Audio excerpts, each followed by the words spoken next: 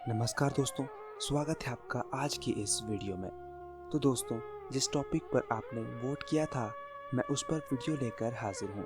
दोस्तों, इस वीडियो में हम लक्ष्मण जी और अर्जुन की शक्तियों का आकलन करने जा रहे हैं।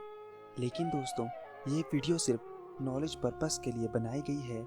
मेरा मोटिव किसी को भी छोटा बड़ा, श्रेष्ठ या कम श्रेष्ठ साबित करना नहीं है। इन दोनों महावीरों के बीच कभी युद्ध नहीं हुआ था और ना ही इसका उल्लेख कहीं मिलता है।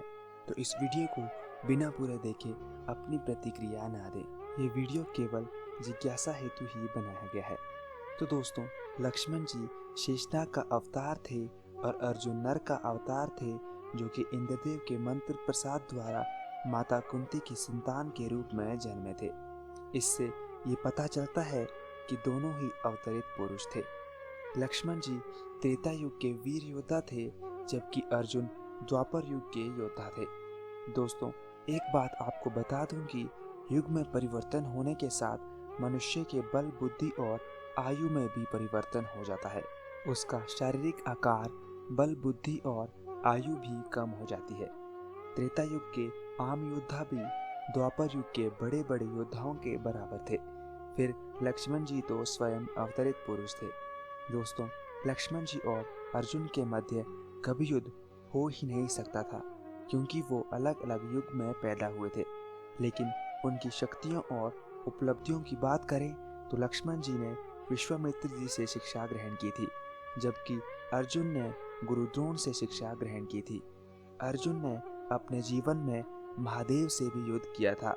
हालांकि महादेव से वो कभी जीत नहीं सकते थे, लेकिन वो अर्जुन के साहस व भक्ति की केवल परीक्षा थी। इसके अलावा अर्जुन ने स्वर्ग जाकर देवताओं की सहायता भी की थी। अपने समय में अर्जुन भी असाध्य और अपराजय थे। उनका मार्गदर्शन करने के लिए उनके साथ भगवान श्री कृष्ण स्वयं थे, जो कि उनकी समस्त बाधाओं को हल करने का मार्ग प्रदान करते थे। दूसरी ओर लक्ष्मण जी में अपने भाई प्रभु श्री राम के लिए इतना स्नेह, इतनी भक्ति थी कि उन्होंने अपनी पत्नी तक को छोड़कर वनवास में रहना स्वीकार कर लिया।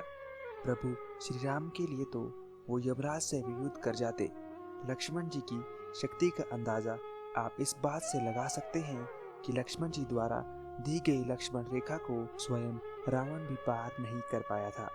उन्होंने मेघनाद जैसे अजय योद्धाओं का वध कर डाला था, जिससे इंद्रदेव और समस्त देवतागण भी भयभीत हो जाते थे।